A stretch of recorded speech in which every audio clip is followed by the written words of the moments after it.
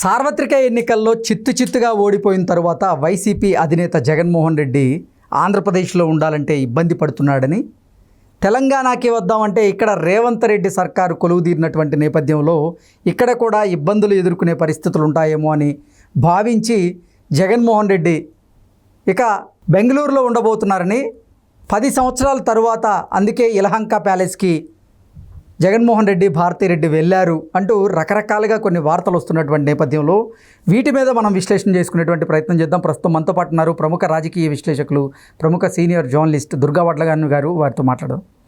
దుర్గారు నమస్తే అండి. దుర్గారు, ఆంధ్రప్రదేశ్లో చిత్తుగా ఓడిపోయిన తర్వాత వైసీపీ అధినేత జగన్మోహన్ రెడ్డి ఆంధ్రప్రదేశ్లో ఉంటే ఇబ్బందులు తప్పవు అని భావించి ఆయన బెంగళూరులోనే ఉండేందుకు నిర్ణయం తీసుకున్నారని, బెంగళూరులో ఇప్పటికే యలహంక ప్యాలెస్కి కొన్ని మరమ్మతులు చేసుకొని అక్కడే ఉండబోతున్నారు. అందులో భాగంగానే నిన్న పులివెందుల్లో ఈ పర్యటన పూర్తి చేసుకొని జగన్మోహన్ రెడ్డి ప్రత్యేక హెలికాప్టర్లో భారతిరెడ్డి గారితో కలిసి యలహంక ప్యాలెస్కి వెళ్ళారు. అక్కడ 6 రోజుల పాటు బస చేయబోతున్నారు. ఆ తర్వాత నిర్ణయానికి రాబోతున్నారు అంటూ రకరకాలుగా ఉన్న వార్తలు అయితే వస్తున్నాయి. వీటి మీద మీ విశ్లేషణ ఏంటి? అంటే మీరు చెప్పినట్టుగా ఆయనకి ఇప్పుడు ఎక్కడికి వెళ్ళాలో దిక్కు తోచట్లేదు. ఒక రకంగా ఓడిపోయాక ఇక్కడికి వద్దామంటే తెలంగాణలో రేవంత్ రెడ్డి గారి ప్రభుత్వం, ఆంధ్రాలో ఉందామంటే చంద్రబాబు నాయుడు గారి ప్రభుత్వం, ప్లస్ ఆయనకి అక్కడ ఇంటి ముందు అవన్నీ కూడా తీసేశారు కదా. ఇప్పుడు అందులో ఎందుకో తెలియదండి. ఇప్పుడు ఇవాళ మనం చూసాం ఏకంగా 1000 మంది సెక్యూరిటీ ఆయనకి. మనం చెప్పింది నిజమవుతున్నాయి కదా అన్నీ. ఇప్పుడు ఆయన ఎక్కడుంటారో తెలియదు. ఆయన ఇప్పుడు ఈ కేసులు ఇంకా తేలలేదు. మరి సిబిఐది ఏమైందో మనకి కేసు తెలియదు. మరి దాన్ని ఏమైనా ఆపుకున్నారా, ఏం జరిగింది, ఇంకా అదొకటి మనకి క్లారిటీ రాలేదు. ప్రతి శుక్రవారం ఆయన నాంపల్లి కోర్టుకు వెళ్ళాలి అన్నారు, హడావిడి చేశారు. ఇవన్నీ కూడా అప్పటికప్పుడు జరుగుతున్నాయి. మళ్ళా కామ్గా అయిపోతున్నారు ఎవరికి వాళ్ళు. మరి ఎక్కడ ఏం జరుగుతుందో మనకు అర్థం కావట్లేదు. ఇప్పుడు ఆయన పులివెందులు వెళ్తే ఆయనకు అక్కడ కొద్దిగా చేదనుభవమే ఎదురైంది. అది సరే, తర్వాత ఏదో కార్యకర్తలను పిలిచారు, ఆయనతో సమావేశం ఏర్పాటు చేశారు, కొంతమంది పెద్దలు వచ్చారు, కలిశారు, వెళ్ళారు. మీరు ధైర్యంగా ఉండండి, మనం మళ్ళా వస్తాము అని ఏదో ఆయన మాటలు చెప్పారు. సో నిన్న బెంగళూరు వెళ్ళారు. బెంగళూరులో కూడా ఆయనకి చాలా చేదనుభవం నిన్న కూడా అదే ఎదురైంది. సైకో జగన్ వద్దు మాకు అన్నట్టుగా వాళ్ళు మాట్లాడారు, గో బ్యాక్ అని. సో ఇవన్నీ కార్యకర్తలే చేస్తారు. ఇప్పుడు ఎవరికి పని పాటు లేకుండా ఎవరు లేరు కదండి, పోనీ ప్రతిపక్షం చేసింది అంటానికి.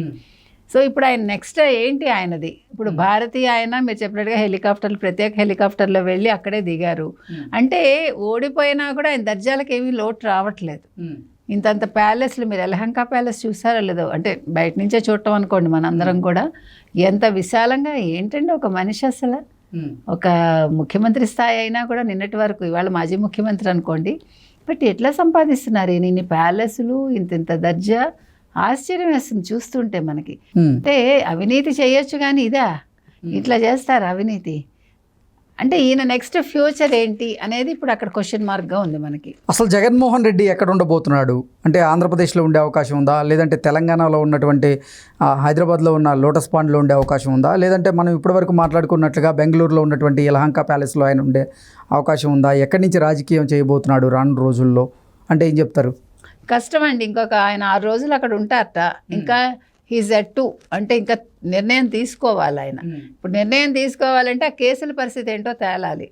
ఇవన్నీ కూడా అన్నీ కూడా ఈయనకి చుట్టుముట్టున్నాయన్నమాట. ఇప్పుడు ఆయన సిబిఐ కోర్టు తీసుకునే నిర్ణయాన్ని బట్టి ఆయన హైదరాబాద్లో ఉండాలా, లేదు బెంగళూరు ప్యాలెస్లో ఉండి 10 ఏళ్ల తర్వాత వెళ్ళారు కాబట్టి ఆయనకు చాలా ఇష్టమైన ప్యాలెస్ అది, మనకు తెలుసు. ఆయన బెంగళూరులోనే ఉండేవారు ఫస్ట్. ముఖ్యమంత్రి కాకముందు, వైఎస్ రాజశేఖర రెడ్డి గారు చనిపోకముందు ఆయన బెంగళూరులోనే ఉన్నారు మనకు తెలిసి. కాబట్టి ఇప్పుడు ఆయన డెసిషన్స్ ఏది తీసుకోవాలన్నా అదంతా రిలేటెడ్ టు కోర్ట్ అనమాట. కోర్టు డెసిషన్ ఏది ఉంటుందో దాన్ని బట్టే ఆయన డెసిషన్ ఉంటుంది ఇక్కడ. కాబట్టి ఇవి మన ఇప్పుడు ఇదే చేసేస్తారని చెప్పడానికి లేదు. మన లెక్క ప్రకారం అయితే ఆయన తాడేపల్లిలో ఉండరండి. ఉండను అన్నప్పుడు మీరు చెప్పినట్టుగా రేవంత్ రెడ్డి గారు ఇక్కడ ఉన్నారు కాబట్టి ఇక్కడ ఉండటానికి కూడా ఆయన ఇష్టపడరు. ఎందుకంటే ఆయన నేచర్ అందరికీ తెలుసు. ఆయన ఇప్పుడు ఓటమిగా పాలు అయ్యారు కాబట్టి దాన్ని జీర్ణించుకోలేకపోతున్నారు ఆయన. ఇంకా హీఈస్ అనేబుల్ టు డైజెస్ట్ అది. అస్సలు నేను ఓడిపోయాను అనే మాట ఆయనకి భరించలేకపోతున్నారు ఆయన. 11 రావటం ఏంటని. కాబట్టి మనం వెయిట్ చేసి చూడాలండి. ఈ 6 రోజుల తర్వాత ఈలోగా అసలు ఏం జరుగుతుంది, ఏంటి పరిణామాలు మనకు తెలియదు. ఇప్పుడు ఒక్కొక్క శాఖలో నుండి అవినీతి బయటకు వస్తుంది. ఇప్పుడు 26 ప్యాలెస్లు ఆయన పర్మిషన్ లేకుండా కడుతున్నారు. సో దాని మీద కూడా ఇప్పుడు చాలా పెద్ద చర్చ జరుగుతోంది. ఇంకా ఇప్పుడు మైనింగ్ది పెద్దది ఉంది అక్కడ. సో ఏది ముట్టుకున్నా కూడా మనం అనుకున్నట్టుగా అన్నీ కూడా బయటకు వచ్చాయి అనుకోండి. మరి ఇవన్నీ ఆయన పీక్కి చుట్టుకుంటాయా, లేదు ఓన్లీ ఆఫీసర్ల పీక్కి చుట్టుకుంటాయా మనకు తెలియదు.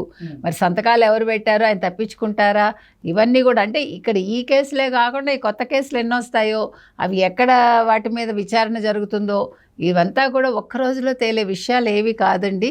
ఆయన ఫ్యూచర్ అంతా కేసులమయం అయితే అవుతుంది.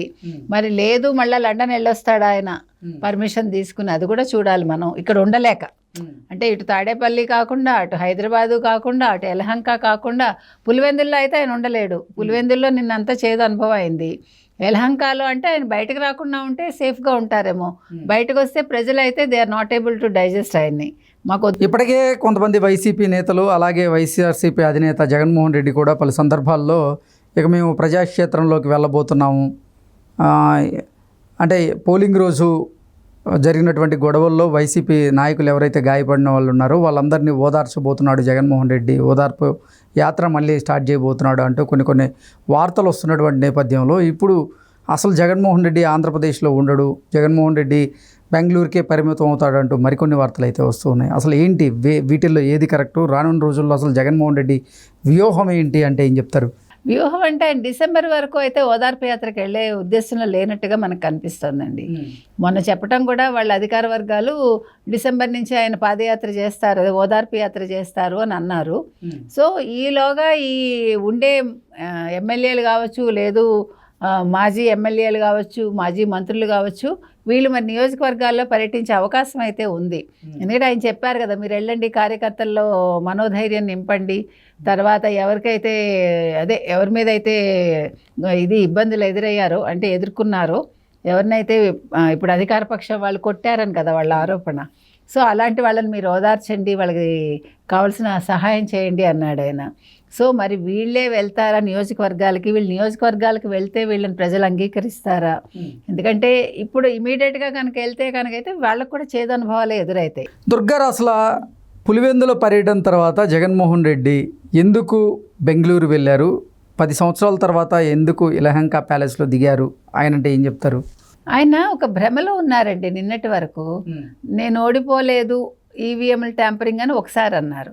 తర్వాత ప్రజలు అంటే నేను చేసిన, ఇప్పటికి కూడా ఆయన ఒకటే అంటున్నాడు, మనం చేసిన సంక్షేమం ప్రతి కుటుంబంలో ఉంది, అక్కడే ఆగిపోతున్నాడు ఆయన. He's unable to come out of it.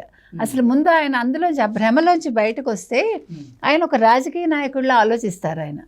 అది ఇంకా అందులోంచి అంటే అసలు జగన్మోహన్ రెడ్డి బెంగళూరుకు వెళ్ళడానికి ఒక కారణం ఉంది. ఆ కారణం ఏదో కాదు, అసలు వైఎస్ఆర్సీపీని కాంగ్రెస్ పార్టీలో విలీనం చేయబోతున్నారు జగన్మోహన్ రెడ్డి. దానికి ఆయన సర్వం సిద్ధం చేస్తున్నారు. అందుకే అక్కడ ఉప ముఖ్యమంత్రిగా ఉన్నటువంటి డీకే శివకుమార్ గారిని కలిసేందుకే ఆయన బెంగళూరు వెళ్ళారన్నట్లుగా కొన్ని వార్తలు వస్తూ ఉన్నాయి. అసలు ఏంటి బెంగళూరు వెళ్ళడానికి కారణం ఏంటి జగన్మోహన్ రెడ్డి అంటే ఏం చెప్తారు? ఇమీడియట్గా అయితే ఆయన విలీనం చేయరండి మనకి లెక్క ప్రకారం. ఎందుకంటే ఆయన ఎంత ఇదైనా కూడా ఆయన కొంచెం పోరాట పట్టి ముందు ఆయనకి. ఆయన పిరికివాడు కావచ్చు, మరొకటి కావచ్చు, కానీ ఆయనకి ఈగో చాలా ఎక్కువ. పిరికివాడైతే పోరాట పట్టం ఎలా ఉంటుందండి? పోరాట పట్టం అంటే అట్లా కాదు, మొండితనం. ఆయన పట్టుకున్నది సాధించాలని ఒక మొండితనం ఉంది, పిరికితనం ఉంది మనిషికి. ఒక రకంగా పిరికివాడు అంటే ఎలా పిరికివాడు? నలుగురిని ఎదుర్కొనే ధైర్యం లేదు అతనికి. ఇప్పుడు నలుగురితో మాట్లాడలేడు కదా, ఒక ప్రెస్ మీట్ పెట్టి సింగిల్ గా దాన్ని హీ కెనాట్ మేనేజ్. ఒక ప్రెస్ మీట్ లో తాను ఎదుర్కోలేడు అతను. ఎంతసేపు ఒక షాడోగా ఉండమంటే ఉండగలడు, వెనకాల నుంచి హీ కెన్ ఇంప్లిమెంట్ థింగ్స్. మనకు అర్థమైంది అది ఇంతవరకు. అతను ఒక ముఖ్యమంత్రి స్థాయిలో చూసాం కదా, ఆయన నేచర్ అది అనిపిస్తోంది. అయితే ఎట్ ద సేమ్ టైం ఓటమిని ఒప్పుకునే అంత ఇది కూడా అతనికి లేదు. అంటే అది ఎలా చెప్పాలి, ధీరుడు కాదు అలాగని, ఒకలాంటి భీరు అతను అంతే. కాకపోతే ఏంటంటే ఇప్పుడు ఇమీడియట్గా అయితే పార్టీని విలీనం చేసే అవకాశం లేదు. ఇప్పుడు షర్మిలతో ఆయన ఒప్పందం కుదుర్చుకోవాలి. ఇప్పుడు చాలా ఆయనకున్న సమస్య ఏంటంటేనండి, ఇప్పుడు ఒకటి భారతీ రెడ్డిని కాదనుకుని వెళ్ళగలగాలి ఆయన, నెంబర్ 1.